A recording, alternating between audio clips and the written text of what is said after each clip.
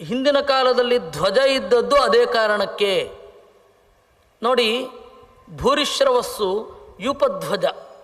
ಭೂರಿಶ್ರವಸ್ಸು ಅಂತ ಒಬ್ಬ ಮಹಾಭಾರತದ ಪ್ರಧಾನವಾದ ವೀರ, ಅವನು ದುರ್ಯೋಧನನ ಪಕ್ಷದಲ್ಲಿ ಇದ್ದ. ಯೂಪಕೇತು. ಯೂಪ ಅಂತಂದರೆ ಯಜ್ಞದಲ್ಲಿ ಬಲಿಗಂಬ ನೈವೇದ್ಯ, ಒಂದು ಕಂಬದ ಪಕ್ಕ ನೈವೇದ್ಯವನ್ನು ಕೊಡ್ತಾ ಇದ್ದರು. ಆ ಬಲಿಗಂಬದ ಚಿಹ್ನೆಯನ್ನು ಧ್ವಜದಲ್ಲಿ ಹೊಂದಿದ್ದ. ಅಂದರೆ ನನ್ನ ಇಡೀ ಜೀವನ ಯಜ್ಞವಾಗಿ ನಾನು ಭಾವಿಸಿದ್ದೇನೆ ಅಂತ ಅದರ ಅಭಿಪ್ರಾಯ. ಹಾಗೆ ಅರ್ಜುನ ಕಪಿಧ್ವಜ, ನನ್ನ ಇಡೀ ಜೀವನವನ್ನು ಪ್ರಾಣೋಪಾಸಕನಾಗಿ ಕಳೀತೇನೆ, ನಾನು ಪ್ರಾಣೋಪಾಸಕ ಅಂತನ್ನುವುದರ ಸೂಚನೆ ಅವನು ಕಪಿಧ್ವಜ. ಹಾಗೆ ದ್ರೋಣಾಚಾರ್ಯರು ವೇದಿಧ್ವಜರು. ಅಶ್ವತ್ಥಾಮ ಸಿಂಹದ ಬಾಲ. ಸಿಂಹ ಯಾವುದು ಅಂತ ಕೇಳಿದರೆ ಸಿಂಹಧ್ವಜ ಭೀಮಸೇನ. ಅಂದರೆ ರುದ್ರ ಹಾಗೂ ಮುಖ್ಯಪ್ರಾಣ ಒಂದು ಕೆಲಸವನ್ನು ಮಾಡ್ತಾ ಇದ್ದಾರೆ ಅಂತಲೂ ಅದು ಸೂಚನೆ. ಇಬ್ಬರೂ ಕೂಡ ಭೂಭಾರಹರಣದಲ್ಲಿ ದೇವರಿಗೆ ಸಹಾಯಕರಾಗಿ ಇದ್ದಾರೆ ಅನ್ನೋದರ ಸೂಚನೆ ಅದು. ಅಂದರೆ ಅವರವರ ಜೀವನದ ಉದ್ದೇಶ ಹಾಗೆ ಅಲ್ವಾ. ಇವತ್ತೊಂದು ಮನೆಗೆ ಹೊಟ್ಟೋದ್ರೆ ಆ ಮನೆಯಲ್ಲಿ ಏನೇನು ಫೋಟೋಗಳಿದೆ ಅದರಿಂದ ಅವರ ಕಮಿಟ್ಮೆಂಟು ಮತ್ತು ಅವರ ತತ್ವಶಾಸ್ತ್ರದ ಬಗೆಗಿನ ರಾಸಿಕ್ಯ, ಆಸಕ್ತಿ ಇದೆಲ್ಲ ಗೊತ್ತಾಗ್ಬಿಡತ್ತೆ. ಅವ್ರ ಮನೆಯ ಪರಿಸರ ನೋಡಿದ್ರೆ ಆಯಿತು. ಹಾಗೆ ಒಂದರ ಸಂಕೇತ ಅಷ್ಟೇ, ಅದು ದಾಸ್ಯ ಕಟ್ಟು ಅಂತೆಲ್ಲ ಯೋಚನೆ ಮಾಡಬಾರದು ಅದನ್ನು. ಹಾಗೆಲ್ಲದಕ್ಕೂ ಯೋಚನೆ ಮಾಡಿದ್ರೆ ನಾವು ಎಡಗಡೆಯೇ ಯಾಕೆ ಹೋಗಬೇಕು, ಈ ಬ್ಯಾಡ್ಜೇ ಯಾಕೆ ಹಾಕೋಬೇಕು, ಕಡೆಗೆ ಯಾವುದೇ ಕಟ್ಟಿಲ್ಲ ಅಂತಂದರೆ ಎಂತಹ ಅನರ್ಥ. ಅದರಿಂದ ಹೆಣ್ಣು ಮಕ್ಕಳಿಗೆ ಹೇಗೆ ಮಾಂಗಲ್ಯವೋ ಹಾಗೆ ಗಂಡಸರಿಗೆ ಜನಿವಾರ. ಜನಿವಾರ ಅಂದರೆ ನಾನು ನನ್ನ ಬಾಳನ್ನು ವೇದಾಧ್ಯಯನಕ್ಕಾಗಿ ಮೀಸಲಿಟ್ಟಿದ್ದೇನೆ ಅಂತ. ಹಾಗಾದರೆ ಸನ್ಯಾಸಿಗಳು ಜನಿವಾರವನ್ನು ದಂಡಕ್ಕೆ ಕಟ್ಟಿರ್ತಾರೆ. ಹೌದು, ನಾವು ಇದನ್ನು ಬೇರೆಯ ಅರ್ಥದಲ್ಲಿ ವೇದವನ್ನು ನೋಡೋದಿಲ್ಲ ಅನ್ನುವುದರ ಸಂಕೇತ. ಹೀಗಾಗಿ ಯಜ್ಞ ದ್ವಿತೀಯಂ ಮೌಂಜಿ ಬಂಧನಂ, ಎರಡನೆಯದ್ದು ಮೌಂಜಿ ಬಂಧನ, ನಾನು ವೇದವನ್ನು ಅಧ್ಯಯನ ಮಾಡ್ತಾ ಇದ್ದೇನೆ ಅನ್ನೋದರ ಸಂಕೇತ. ಅದನ್ನು ಜೊತೆಯಾಗಿ ಒಂದು ಹೆಣ್ಣಿನ ಜೊತೆಯಾಗಿ ನಾನು ಯಜ್ಞವನ್ನು ಮಾಡ್ತೇನೆ ಅಂತ ತೊಡಗಿದಾಗ ಅದು ಮದುವೆ. ಅದಕ್ಕೆ ಅದು ಮೂರನೆಯ ಜನ್ಮ ಅಂತ ನಿರೂಪಣೆ ಮಾಡಿದ್ದು. ಈ ಎಲ್ಲ ಹಿನ್ನೆಲೆಯಲ್ಲಿ ಅದನ್ನು ಬ್ರಹ್ಮಸೂತ್ರ ಅಂತ ಕರೆಯೋದು. ಬ್ರಹ್ಮಣೋ ಗ್ರಹಣಂಚೈವ ಕ್ರಮೇಣ ವಿಧಿಪೂರ್ವಕಂ ಯತ್ಸೂತ್ರಂ ಚಾಪಿ ಯಚ್ಚರ್ಮ ಯಾ ಚಾಸ್ಯ ಚ ಮೇಖಲಾ. ಹಾಗೆ ಮೇಖಲ ಉಡಿದಾರ. ಉಡಿದಾರ ಅಂತನ್ನೋದು ಆವಾಗ ಆ ತೃಣದಿಂದ, ಮೌಂಜ ತೃಣದಿಂದ ಕಟ್ಟಿಕೊಳ್ತಾ ಇದ್ದರು. ಬಟ್ಟೆಯದ್ದು ಕೌಪೀನ. ಇದೆಲ್ಲವೂ ಕೂಡ ಇದರ ಅಭಿಪ್ರಾಯ ಏನು ಅಂತ ಹೇಳಿದರೆ ವೇದಾಧ್ಯಯನ. ಅದರಿಂದಾಗಿ ಇಡೀ ಮನುಕುಲ ಜ್ಞಾನದ ಕಡೆಗೆ ಸಾಗಬೇಕು. ಮನು ಅಂದರೆ ಅದೇ ಅರ್ಥ. ಮನು ಅಂತ ಹೇಳಿದರೆ ತಿಳಿದವ, ತಿಳಿಯುವವ. ಮುಖ್ಯವಾಗಿ ವೇದದಲ್ಲಿ ನಿಮಗೆ ಮನು ಅಂತಂದರೆ ಮುಖ್ಯ ಪ್ರಾಣ ಅಂತಲೇ ಅರ್ಥ. ತೇ ವಾಯವೇ ಮನವೇ ಬಾಧಿತಾಯ ಅಂತ. ಮನವೇ ಅಬಾಧಿತಾಯ. ಯಾರಿಂದಲೂ ಬಾಧ್ಯನಾಗದ ವಾಯುದೇವನೆಂಬ ಮನುವಿಗೆ ನಮ್ಮನ್ನು ನಾವು ಕೊಟ್ಟುಕೊಳ್ತೇವೆ ಅಂತ ಆ ಮಂತ್ರ ಅಲ್ಲಿ ಮುಂದೆ ಬರುತ್ತೆ. ಅದನ್ನೇ ತ್ರಿವಿಕ್ರಮ ಪಂಡಿತರು ತ್ರಿಷ್ವಪ್ಯೇಷ್ವಾವತಾರೇಷು ಅರಿಭಿರಪಘೃಣಂ ಹಿಂಸಿತೋ ನಿರ್ವಿಕಾರ ಸರ್ವಜ್ಞ ಸರ್ವಶಕ್ತಿ ಸಕಲ ಗುಣಗಣ ಪೂರ್ಣರೂಪ ಪ್ರಗಲ್ಭ ಅಂತ ತಮ್ಮ ವಾಯುಸ್ತುತಿಯಲ್ಲಿ ಹೇಳಿದ್ದು. ತೇ ವಾಯವೇ ಮನವೇ ಅಬಾಧಿತಾಯ ಅಂತ. ಶತ್ರುಗಳು ಏನು ಮಾಡಿದರೂ ಅವರು ಕೊಡುವ ಕಾಟಕ್ಕೆ ಇವನು ಕಂಗೆಡುವುದಿಲ್ಲ.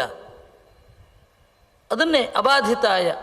ಅದನ್ನು ಅವರು ಲೌಕಿಕವಾಗಿ ಟ್ರಾನ್ಸ್ಲೇಟ್ ಮಾಡಿದ್ರು.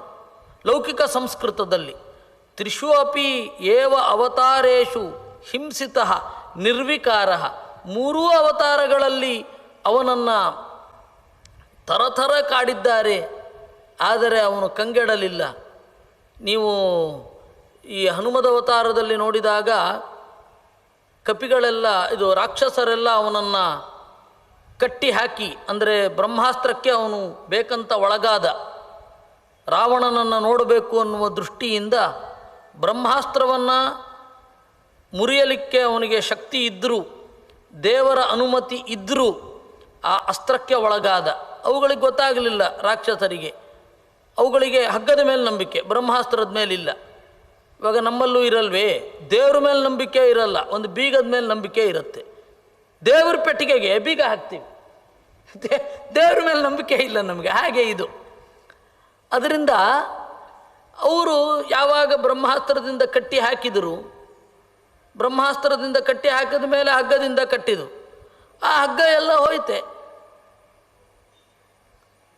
ಹಗ್ಗ ಇದ್ದದ್ರಿಂದಾಗಿ ಬ್ರಹ್ಮಾಸ್ತ್ರ ಹೋಯಿತು. ಆವಾಗ ಅವನ ಮೇಲೆ ಹೊಡೆದು ಬಡದು ತಿಂದುಬಿಡೋಣ, ಈ ಕಪಿ ಬಹಳ ಚೆನ್ನಾಗಿದೆ ಎಂದ್ರಂತೆ. ಅವ್ರಿಗೆ ತಿನ್ನೋದೇ ಯೋಚನೆ. ಸೀತೆಯನ್ನು ಹಾಗೆ ಮಾನುಷಂ ಮಾಂಸಮಾಸ್ವಾದ್ಯ ನೃತ್ಯಾಮೋಥ ನಿಕುಂಭಿಲಾಂ. ಈ ಸೀತೆ ಮನುಷ್ಯರ ಮಾಂಸ ಬಹಳ ಸೊಗಸಾಗಿ ಇರುತ್ತೆ, ಸೀತೆಯನ್ನು ಕೊಂದು ಚೆನ್ನಾಗಿ ನರ್ತನ ಮಾಡೋಣ ಕುಡಿದು ಅಂತ ಹೇಳಿದ್ರು. ಈ ತರಹದ ವ್ಯಕ್ತಿಗಳು ಸುತ್ತರಿದ್ದರು. ಆದರೂ ಅವನಿಗೇನು ಬಾಧಕ್ಕೆ ಒಳಗಾಗಲಿಲ್ಲ. ಭೀಮಸೇನ ಅಂತೂ ಎಂತೆಂಥವ್ರು ಇದ್ದುಬಿಟ್ರು. ಹಿಡಿಂಬ ಅಂತೆ, ಬರೇ ನರಭಕ್ಷಕರು. ಹಿಡಿಂಬ ಅಂತೆ, ಬಕ ಅಂತೆ, ಬರೇ ಇಂಥವರು. ಇನ್ನು ಆಚಾರ್ಯರ ಕಾಲದಲ್ಲಿ ಒಬ್ಬ ಸನ್ಯಾಸಿಯ ಮೇಲೆ ಒಬ್ಬ ಜಗಜಟ್ಟಿ ಬಂದು ಹೊಡಿಲಿಕ್ಕೆ ಬರ್ತೇನೆ ಅಂತಂದರೆ ಎಂತೆಂತಹ ದುಷ್ಟರಿದ್ದರು. ಆಚಾರ್ಯರ ಕಾಲದಲ್ಲಿ ಹಾಗೇ ಆಯಿತು. ಆಚಾರ್ಯರು ಬಹಳ ಬಲಿಷ್ಠರು ಅಂತ ತಿಳಿದಾಗ ಬಂದರು, ಬಲ ಪರೀಕ್ಷೆ ಮಾಡಬೇಕು. ಆಚಾರ್ಯ ಹೇಳಿದ್ರು, ನಿಮಗೆ ಟೈಮ್ ಕೊಡ್ಲಿಕ್ಕೆ ಆಗಲ್ಲ, ನಾನು ಪಾಠ ಮಾಡ್ತಾ ಇರ್ತೀನಿ, ಬೇಕಾದ್ರೆ ಕತ್ತಿ ಸಿಕ್ಕಿ ಅಂದರು. ಅಷ್ಟೇ, ಎರಡು ಕೆಲಸ ಒಟ್ಟಿಗೆ. ನಿಮಗಾಗಿ ನಾನು ಟೈಮ್ ವೇಸ್ಟ್ ಮಾಡಲಿಕ್ಕೆ ಆಗೋಲ್ಲ. ಹೀಗೆ ತ್ರಿಷು ಅಪಿ ಏವ ಅವತಾರೇಷು ಅರಿಭಿರಪಘೃಣಂ ಹಿಂಸಿತಃ ಆದರೆ ನಿರ್ವಿಕಾರ. ಅದನ್ನೇ ಮನವೇ ಅಬಾಧಿತಾಯ ಅಂತ. ಅಂದರೆ ಮನು ಅಂತಂದರೆ ಮುಖ್ಯ ಪ್ರಾಣ. ಮನುಕುಲ ಅಂತ ಹೇಳಿದರೆ ಅವನ ಮನೆ, ಮುಖ್ಯ ಪ್ರಾಣನ ಮನೆ. ಈ ದೇಹವೂ ಆಗಿರಬಹುದು, ಈ ಜಗತ್ತು ಆಗಿರಬಹುದು, ಈ ಜಾಗ ಆಗಿರಬಹುದು. ಇದರ ಮೂಲ ಉದ್ದೇಶ ಏನು ಅಂತಂದರೆ ವೇದದ ಮೂಲಕ ದೇವರನ್ನು ಅರಿಯೋದು. ಅದರಿಂದಾಗಿ ವೇದ ಪ್ರಧಾನಾತ್ವಾಚಾರ್ಯಂ ಪಿತರಂ ಅನುರಬ್ರವೀತ್. ವೇದವನ್ನು ಯಾರು ಕೊಡ್ತಾನೆ ಅವನು ಪಿತರಂ, ತಂದೆಯ ತರಹ, ಆಚಾರ್ಯಂ, ಆ ತರಹದ ಆಚಾರ್ಯ, ತಂದೆಯ ತರಹ ವೇದವನ್ನು ಚಿಂತನೆ ಮಾಡಿಸಿದವ ಅಂತ. ಸನ್ನಿಯಮ್ಯೇಂದ್ರಿಯ ಗ್ರಾಮಂ ತಪೋ ವೃದ್ಧ್ಯರ್ಥಮಾತ್ಮನಃ ವೃಂದಾರಕರ್ಷಿ ಪಿತೃಣಾಂ ಕುರ್ಯಾತ್ ತರ್ಪಣಮೇವ ಹಿ.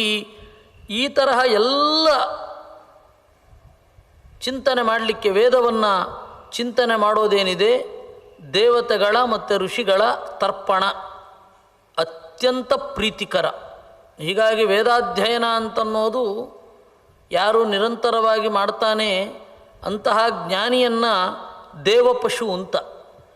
ನಾವು ಮುದ್ದಿಗಾಗಿ ಗಿಳಿಯನ್ನೋ ಅಥವಾ ಇನ್ನೇನೋ ಯೋಗ್ಯವಾದ ಪ್ರಾಣಿಯನ್ನು ಹೇಗೆ ಸಾಕಿಕೊಂಡಿರ್ತೇವೆ, ಆ ರೀತಿ ದೇವತೆಗಳು ಮನುಷ್ಯಲೋಕದ ಜ್ಞಾನಿಯನ್ನು ತಮ್ಮ ಮುದ್ದಿನ ಪ್ರಾಣಿಯ ಹಾಗೆ, ಸಾಕು ಪ್ರಾಣಿಯ ಹಾಗೆ ಪ್ರೀತಿಸುತ್ತಾರೆ ಅಂತ.